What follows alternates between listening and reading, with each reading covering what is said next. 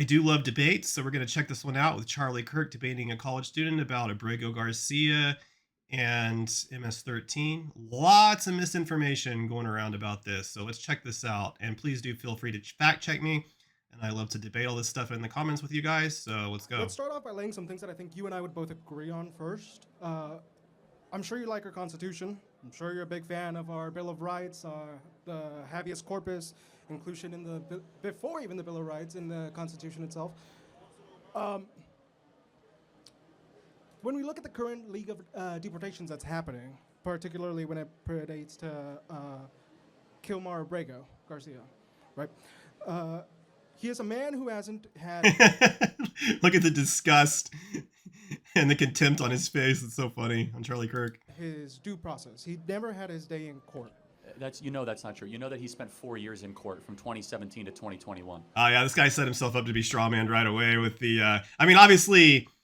I mean, he's factually incorrect, right, about saying he didn't have his day in court. So it's an easy rebuttal by Charlie Kirk. I mean, you can kind of call it a straw man, but I mean, technically it's not, because he did misstate. Obviously, he means he didn't have his day in court for the deportation thing. You know, the most recent deportation thing. That's what he's referring to. But Charlie's able to get him on this. It's kind of funny.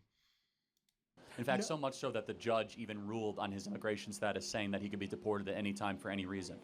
Absolutely not. They said he would not be deported. And he had protections against being deported to El Salvador because he had fled the country because the gangs were threatening his mother's business, threatened his brother's life, and they were after him personally. The judge deemed it to be credible enough, so they gave him a withholding of removal status, which allowed him to stay in the United States legally. And he had a permit to work legally in the United States. And was living with his brother, I think he was staying with his brother at the time, something like that. His brother's a U.S. citizen, I saw. So, anyways, this is as of 2019. That court order actually elapsed, so it wasn't valid at the time of his deportation. If we want to go through these, we need people to have their habeas corpus rights. We need people to have the ability to show up in court and actually exemplify their... have their case be heard in front of a judge, be heard by a prayer of their... So he's wrong about this. There, with the immigration stuff, there is no jury trials. There's none of that. It's just you're able to see a judge to prove that you're not illegal. Basically, that's the due process. There's no trial. Jury of their peers, pardon, and have a chance to be... Okay, but again, I've done this so many times. Let me just pause, and I don't mean to pick on you. How hard the left is fighting for this MS-13 scumbag is just remarkable to me. It's like that you. So there's actually no evidence other than when he was arrested in 2019. He was arrested at a Home Depot. You know how, I mean, it's kind of a meme, right? But the Mexicans, they stand at Home Depot and you can get like cheap construction labor. Well, he's a construction worker. He got arrested for quote unquote loitering because he was probably standing around waiting for work, whatever. The cops had a confidential informant that said he was in MS-13. They have, and then the only other evidence they had that he was in it was the fact that he was wearing a Chicago Bulls hoodie and a Chicago Bulls hat, and it had some dollar bills covering the eyes, ears, and mouths of some presidents. And apparently that's symbology associated with MS-13, but the judge determined that was not enough to charge him with any crimes. And yeah. I'm not trying to pick on you. Let me just. He also had a small amount of weed. They didn't charge him with that either. So no criminal record. Let me make a broad statement. He could be the worst person in the world. He could be an absolute scumbag. Is he a U.S. citizen? No. Oh, that actually changes things. It does, absolutely. And so, but it does not change due process. Yes, it does. No, Charlie, you're wrong. Supreme Court has regularly upheld that they do get the due process. Alien enemies. Shit. Sorry, I accidentally made the video. Act says you do. That's not correct. Okay. The Alien Enemies Act says you do not have to give due process to those that you are deporting. It is not. Incorrect, Charlie. The Supreme Court actually ruled in April that president can use the Alien Enemies Act, but they are required to give due process. Incorrect statement. Correct. So they invoked the Alien Enemies Act. What does it take to invoke that act? And that was on April 7th, by the way. Signature from the President of the United States to say that you are being invaded by a foreign power or assisted by a certain force on. Alien Enemies Act defines invasion as actions by a hostile nation, not criminal gangs. And by the way, this is another piece of misinformation going around. Everybody seems to think that Abrego Garcia was deported under the Alien Enemies Act. This is actually not correct. Even though Alien Enemies Act was invoked on the day that he was arrested, or made public rather, he was not deported under that act. It was actually under the normal ICE authority, and it was actually an administrative error that he was deported. He was not supposed to be deported. It was determined to be illegal, and it was a mistake. He was not deported under the Alien Enemies Act. Charlie is completely misinformed about this, as are like most people. Enemy ground. Correct. He was part of MS-13, which is a paramilitary arm of the Venezuelan government. Completely untrue. This is complete bullshit. MS-13 was started in the 1980s in Los Angeles, California. It is an American gang started by Salvadoran immigrants to protect themselves against Mexican gangs. And along the way there, they became a violent street gang themselves, but it was started in America. It is not part of the Venezuelan government. So, complete bullshit. But in order to enact that act, don't we need a war declaration?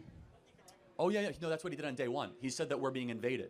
Does he have that power? Yes. I thought that was a congressionally approved No, thing. that's not correct. The President of the United States has an ability within a 90-day emergency clause window to say that we are being invaded by a special power. It's called the War Powers Act of 1990-something. The War Powers Act. There's no such thing as the War Powers Act of 1990. He's talking about the War Powers Act of 1973. This was passed after Vietnam to limit presidential powers to engage in military actions after the Vietnam War, ensuring that Congress retains authority over prolonged military engagements. Has nothing to do with immigration whatsoever. Essentially, it requires that the president notify Congress within 48 hours of deploying military forces. And they have to withdraw forces within 60 days, extendable to 90 days for withdrawal logistics, unless Congress authorizes continued military action or declares war. So that's what the War Powers Act of 1973 is. He's completely full of shit. That gives the president the authority for 90 to 100 days to declare that we are being invaded. And we have been invaded, by the way, by MS-13 and Tren de Aragua. It's a material fact. Considering, okay. Yeah, you can't get invaded by a gang that literally was started in America. He's completely misinformed on MS-13. One of the things that's super important when we consider law is the spirit of the law. And Tren de Aragua is completely irrelevant since he isn't being accused of being in that gang. Do we really believe that these laws were enacted with the spirit in mind of gangs being associated as arms of a state? Potentially. MS-13 and Tren de Aragua are not Venezuelan arms. They're not. No, MS-13 is. That's not correct. But let me throw it back at you. MS-13 is El Salvadorian and also Venezuela. Yeah, Tren de Aragua is Venezuela. MS-13 is El Salvadorian. He signed. Okay, he corrected himself that time. Declaration of invasions against both. But he's still wrong because the gang was started in America, so it's not part of the Salvadoran government. Let me challenge you on this, because you're coming after this in good faith. Was the First Amendment written in the spirit of Facebook posts? Can you clarify a little bit? The First Amendment, part of the Bill of Rights, ratified in 1791, was it written in the spirit that it shall apply to tweets? Not to private corporations. Well, no, meaning like, do your free speech rights apply also to the internet? So it applies to public squares. The question that we're having now is Facebook a public square? Are Twitter public squares? It's a separate issue. The issue is that we would all agree that you have a First Amendment right to express yourself and the government can't throw you in prison regardless of where you have it. Whether you write a newspaper op-ed or whether you do a Facebook post, right? You have a First Amendment right to do that. The point being is you say, well, the spirit of the law in 1798, it doesn't matter if a law is old. It matters what moral claim is the law trying to make, because times sort of change, but people do not. human nature goes unchanged. And so the point being is the Alien Enemies Act has been invoked 4 times in our nation's history: War of 1812, Civil War, World War I, World War II. And I believe totally appropriately invoked here. It's been enjoined by the Supreme Court right now, so we'll find out its future. But when you have 15 million people come into your country in a span of 4 years, Yeah, they determined the president is allowed to use it, but they have to give due process. That's what they determined on April 7th. that is definitionally an invasion.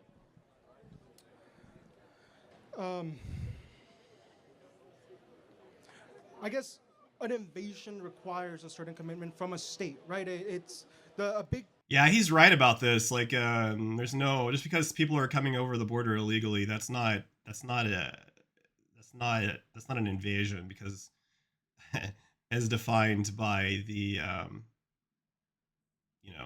actions of a hostile nation, right?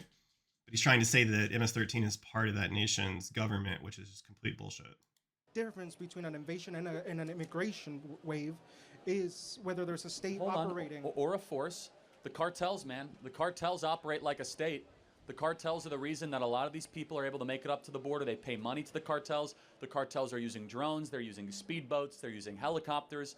The cartels act like a government. In fact, the cartels run the Mexican government. The Sinaloa drug cartel is more powerful than the Mexican Mexican government. I would agree with labeling these terrorist organizations. I think they have the funding, they operate, they have such. But there's a key distinction between a government entity and a terrorist organization. Hold on a second. We declared war on Al Qaeda. Yeah. What government was Al Qaeda? Okay, so his analogy doesn't really work here. It's not analogous because the declaration of, the use of military force against Al Qaeda had nothing to do with the Alien Enemies Act, right? Obviously. It was because of the, after 9/11, 2001, the House and the Senate passed this thing called the Authorization for Use of Military Force.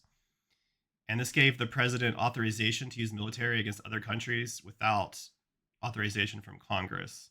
So that's what Bush and all the presidents since then have abused, to do whatever they want, basically, without Congress. So that's why the analogy doesn't really work, because it has nothing to do with the Alien Enemies Act, right? It's just it's declaring war against, and of course the whole Bush thing. We make no distinction between the countries and the terrorists and the countries that harbor them. You could say, well, okay, but the countries are harboring the MS-13 people, but it doesn't really work, right? Because MS-13 is United States-based gang started in California. So, and plus they're not harboring them. They're letting them flee their country into the United States. Technically, we can declare war on terrorist organizations. They don't really want them there. No, I know. That's what I'm saying. So, if we signed the Alien Enemies Act against Al Qaeda, it would have been perfectly fair and appropriate, obviously. And Al Qaeda is not a government. What I'm saying, though, is that the cartels, the MS-13 and Tren de Aragua, they are being supported by governments. They're harbored in governments. The Alien Enemies Act, of course, applies to them. These are enemies here on the mainland of America doing harm.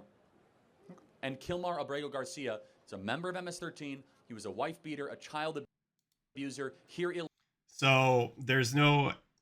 So basically, this stems from an incident in 2021 where his wife filed a restraining order saying that he had punched her and scratched her and broke some stuff.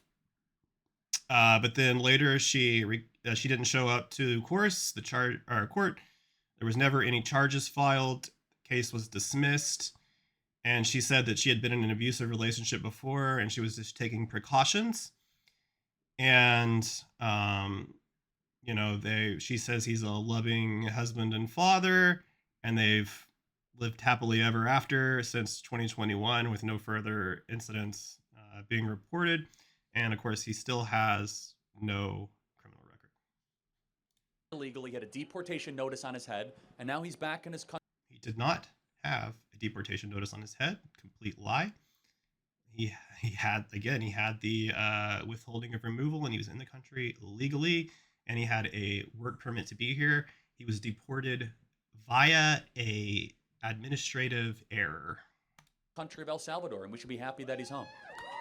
So, I can grant you that he might be all these things. It does not mean that he doesn't get a day in court. But as a non-U.S. citizen, though, the Alien Enemies Act allow us to expeditiously remove him. It's just the way it works. So the Supreme Court ruled that his deportation was illegal on April 10th, and they ordered Trump and the Trump administration to facilitate his return. I mean, No, you're right, but and now that's not the case. We can The Supreme argue Court's whether that was a correct invocation, right? but where that's our irrelevant. The disagreement Supreme is. Court has now said no more, so there will be no more. But in that specific case, nothing was done illegally. The only argument you might That's not what the Supreme Court said, bro. have is that the judge says you could deport him anywhere except El Salvador. So we probably should have just like deported him to, I don't know, the Congo, and everyone would have been happier. Hilariously, they said, oh, he's in a foreign jail. No, he's not in a foreign jail. He's an El Salvadorian in his own country. He's not an American. If he would have went to Gitmo, that would have been a foreign jail. Yeah. Okay. And then, let's see. Thank you. That's pretty much it. Yeah, so thank you guys for checking out the video. Let me know what your thoughts are on this. I know this is a hotly debated issue. I welcome any debate in the comments. Like and subscribe. I would love to get some more subscribers on here. At this rate, I think I'm going to hit the 4,000 watch hours before I get to 100 subscribers. But I do enjoy making these hot take videos and riling people up a bit. So I enjoy arguing. So come at me, bro. Peace.